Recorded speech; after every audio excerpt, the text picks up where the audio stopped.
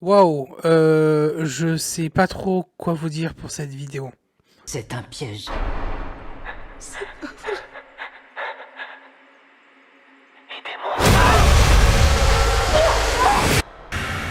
Les guetteurs.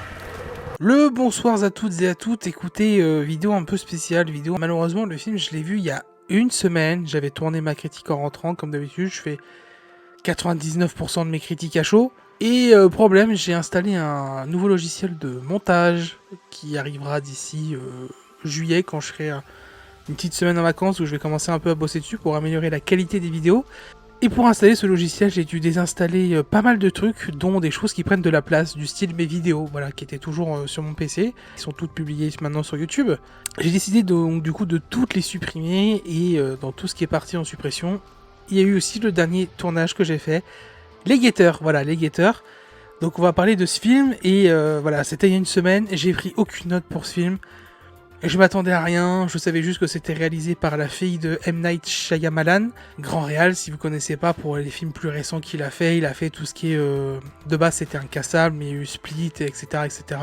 Je pense que ça peut plus vous parler. Et voilà, c'est réalisé par sa fille qui a 23 ans, il me semble, donc elle est très jeune. C'est l'histoire d'une jeune femme américaine qui vit en Irlande, je crois, et qui se perd dans la forêt. C'est une forêt qui est complètement paranoïaque, avec des monstres, des créatures, et ils se retrouvent enfermés dans une maison où le jour ils ont le droit de sortir, mais le problème c'est qu'ils sont perdus dans la forêt, et la nuit ils sont observés par ces créatures dans cette maison, ils ne peuvent pas en sortir, et il n'y a qu'une glace qui se trouve entre eux et les monstres. Grossièrement c'est ça. J'ai pas réussi à trouver le budget du film, le seul truc que je peux vous dire c'est que son box-office cartonne pas trop. Voilà, du coup en plus d'une semaine, oui, ce qui est sorti du coup le 7 juin le film, déjà, donc ça fait quasi 2 semaines, et on est que sur un retour au box-office de 24 millions, 25 millions, donc c'est que dalle. On peut revenir comme d'habitude très rapidement sur ma dernière critique, on parlait de Bad Boys qui est à 230 millions. Ça avait un budget de 90 millions je crois, donc faut qu'il fasse au moins 270 millions pour être rentable. Il va y arriver tranquillement du coup. Donc voilà, je crois qu'ils ont déjà annoncé qu'il y aurait sûrement une suite. Bref, on va parler très rapidement du coup des Getteurs, The Watcher en VO. Il y aura une toute mini partie spoil parce que je me souviens quand même un tout petit peu du film. Mais voilà, on va analyser ça très vite. Déjà, dans un premier lieu, est-ce que j'ai bien aimé ou pas? J'ai ni aimé ni détesté, c'était juste pas incroyable, c'était pas fou. Il y a de l'idée, mais voilà, c'est pas dingo quoi. D'un point de vue photographie, c'est très très très très sombre, il y a un filtre gris-noir constant. J'ai eu le temps de voir du coup d'autres critiques depuis. Normalement, vous savez que je tourne sans regarder de critiques, mais j'en ai regardé après, vu que j'avais tourné pour moi. Et ouais, il y a pas mal de gens aussi qui disent que le film est très sombre, parce que moi je m'étais posé la question, est-ce que ça vient de mon ciné ou pas? Pas du tout. Voilà, c'est le film qui est comme ça. Donc si vous pensez ne rien voir, c'est normal, on voit rien. Évidemment, je suis dans l'excès quand je dis ça, mais voilà, en termes de photos, on n'a pas grand chose à se mettre sous la dent. Ça manque un peu d'idées, d'imaginaire, un peu, parce qu'on est vraiment dans un espèce d'univers fantastique. Un peu horreur, ça fait vraiment pas peur comme film, il y a que 2-3 jumpscares et ils sont pas affolants. C'est vrai que je me souviens avoir dit ça la dernière fois, je vais déjà, vous le savez peut-être pas, voir quasiment aucun film d'horreur, parce que je suis pas fan de ce genre de film. Mais celui-là, voilà, il y avait un côté fantastique, il avait pas l'air de faire très très peur, et donc vous savez maintenant je vais une fois sur deux au cinéma seul, donc je sais pas, j'avais envie de tester un peu ce type de film tout seul, et bah, j'ai bien fait, parce qu'au final, voilà, j'ai pas eu peur, après c'est pas un film qui fait peur.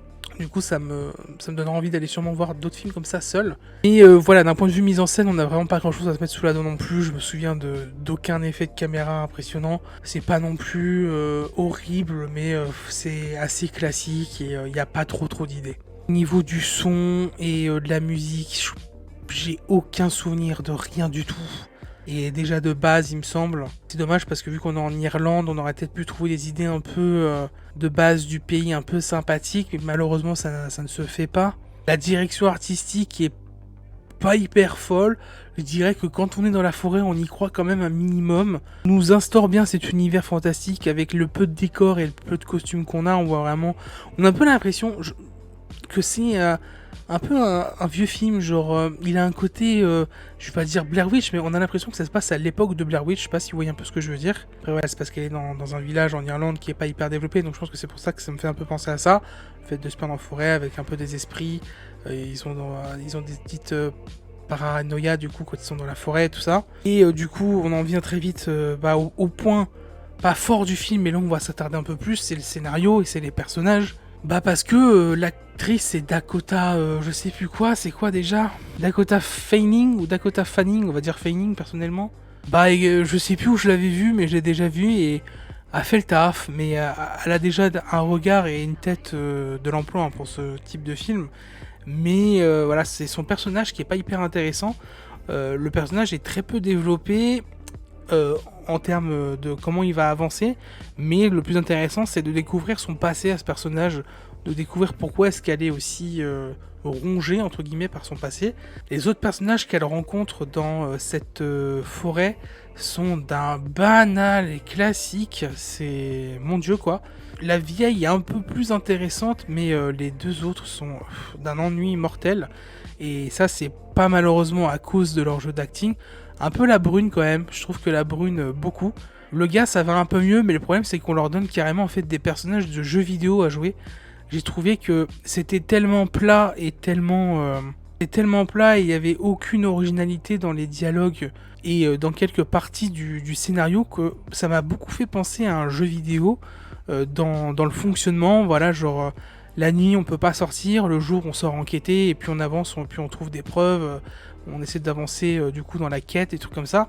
On apprend aussi à découvrir les personnages. Il y a un jour on passe tel temps avec ce personnage et il nous sort du coup sa vie, il nous raconte sa vie, mais on sent vraiment que qui nous parle et qui nous raconte sa vie du point de vue d'un dialogue et pas du point de vue réellement d'une personne en fait. Là ça fait très plan contre plan de jeu vidéo quand tu parles à un personnage et que tu peux lui poser toi-même tes questions dans les jeux vidéo et tout, que le scénario évolue au fur et à mesure du jeu selon les réponses et les questions que tu poses. Il y a vachement cette vibes et du coup voilà ça fait pas réel quoi, ça fait pas hyper réel, ça fait plus jeu vidéo que film au final. Et ça me fait penser beaucoup du coup à Until Dawn, qui Until Dawn lui prenait un très gros aspect cinéma pour un jeu vidéo et c'était génial du coup. Les jeux vidéo s'inspirent de films, ça marche, mais que des films s'inspirent de jeux vidéo en général dans le fonctionnement ou dans le gameplay je veux dire, hein, ça marche pas trop. Là on le voit ici et c'est dommage parce que le lore a l'air hyper intéressant, il le développe à un moment à la fin du film mais... c'est que à la fin du film, on a l'impression qu'on te le développe juste pour te faire avancer le scénar, genre comme si on avait un peu des coches à signer pour avancer au fur et à mesure du film.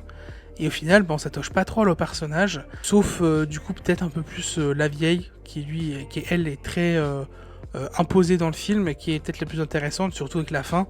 Évidemment, je ne vous spoil rien. Et le plus intéressant, sinon, c'est les créatures. Évidemment, le but, c'est qui sont ces monstres, quelles sont ces créatures, pourquoi est-ce qu'elles sont là. Pourquoi est-ce qu'elles observent? Pourquoi est-ce qu'elles guettent ces humains? C'est hyper étrange, pourquoi est-ce qu'elles peuvent pas sortir le jour? Et c'était le plus intriguant, il y a un ou deux plans qui sont sympas sur eux, j'aime beaucoup le physique du coup de ces créatures, c'est le point positif du film, c'est les créatures. Et malheureusement on les voit quand même très très peu. Et il y a un moment sur la fin, je vous spoil pas trop, mais on en voit pas mal. Et malheureusement on pourrait vraiment beaucoup mieux les voir que ça. Et on les voit quasiment pas et c'est vraiment dommage quoi. On sent que le film il a pas un gros budget mais voilà c'était quand même le plus important. C'est le nom du film, c'est les guetteurs. Comment ils sont, pourquoi on veut savoir qui ils sont eux en fait. Voilà, il y a, sinon pour conclure sur le scénar, il y a vraiment par contre 2-3 points qui sont mais wesh, mais ça fait des mois et des mois que vous êtes enfermés ici, pourquoi est-ce que vous avez pas checké ça en fait? Des fois ici les personnages sont imbéciles, ils prennent des décisions mais très bien qu'il faut pas faire ça mais ils vont le faire. Bon ça c'est comme dans la plupart des films d'horreur mais on n'est pas dans un film d'horreur. Voilà, un des gros points négatifs aussi du scénar, c'est quand même la fin. Il y a une fin dans la fin en fait, et c'est un peu trop long, et on sent qu'on n'est plus dans le même film, et il y a un truc qui est cramé de ouf en plus, et c'est dommage. Quand on arrive dans la maison d'un des personnages de la brune, j'en spoil pas plus évidemment. Alors il y a un truc qu'on crame tout de suite, c'est horrible, on en reparlera en partie spoil. Mais voilà, vraiment dommage que... C'était un film ok, moyen sans plus, et la fin gâche un peu le truc, enfin... La fin est pas satisfaisante en fait, et c'est dommage. Ça aurait pu aller beaucoup plus loin avec le lore et tout. On nous tease un peu une suite, mais il y aura pas de suite. Ouais, c'est dommage parce qu'on est quand même sur un film de la fille de M. Night Shyamalan et malheureusement on sent que c'est peut-être un peu trop tôt pour elle quoi, ça manque quand même d'originalité, de construction et de structure dans son scénar et ses personnages et c'est le seul point négatif un peu concerne le scénar quoi. C'est dommage, il y avait un potentiel de fou et je trouve que ça n'a pas été bien assez exploité de mon point de vue et du peu que j'ai vu aussi sur les réseaux et sur YouTube, on pense un peu tous la même chose. Donc voilà, je vais conclure ici pour la partie no spoil. Si vous nous quittez maintenant, merci évidemment tous ceux qui me suivent, qui commentent, qui likent les vidéos. Je vous invite évidemment à continuer à le faire et à me suivre sur tous mes réseaux sociaux, surtout ceux qui sont affichés juste au-dessus de moi, de venir me faire un petit coucou en stream, mais surtout de me suivre sur Instagram parce que maintenant dès que je vois un film, du coup grâce à l'appli Letterboxd, maintenant je publie du coup en story Insta un petit avis avec une note sur 5 étoiles de tous les films que je vois, donc voilà. Ça hyper sympathique, que ce soit autant pour moi que pour vous. Allez, on passe aux parties spoil. Vous avez 5 secondes avant qu'on verrouille la porte. 5, 4, 3, 2... La partie spoil, donc du coup, ce qu'on apprend au final, c'est que ces créatures, ce sont des anciennes fées. Des fées qui, de base, vivaient en harmonie avec les humains et qui ont été enfermées, qui ont été scellées dans cette forêt. Et elles se sont développées en monstres au final, qui n'ont plus d'ailes et ont vraiment un aspect très très dégueulasse, faut le dire, hein, quand, avec le peu qu'on les voit, et leur but du coup c'est d'imiter les gens, les humains, d'imiter leur voix, de carrément prendre leur physique. On a un personnage qui s'appelle le professeur, qui lui était hyper intéressé par eux, qui a carrément créé un bunker pour les observer et tout. Et voilà, il y a ce fameux truc de... ils sont dans la maison, et le bunker est en dessous de la maison, et c'est juste sous un tapis, il y a une trappe, et ils n'ont pas pensé à regarder sous le tapis. Donc que ce soit la vieille, je comprends, parce que au final la vieille est une fée. Et à ce qui paraît, voilà, c'est même un mélange d'humains et de fées, du coup. C'est une espèce assez rare. Elle peut survivre le jour, du coup, et elle peut s'échapper de cette forêt. Donc elle le savait qu'il y avait cette trappe. Mais les deux autres, même tous les autres qu'il y a eu avant eux, ne se sont jamais posé cette question. C'est quand même débile. Ils passent toutes les nuits dans cette petite pièce, cette petite maison. Il n'y a qu'une seule grande pièce. Et ils ont même pas tilté ça, donc c'est con. Du coup, comme je le disais dans la partie no spoil, la fin est chiante parce que du coup ils s'échappent tous de la forêt. Et c'est là que je disais que c'est trop chiant parce que toutes les créatures ne peuvent pas s'échapper, donc on les voit en coupure de la forêt.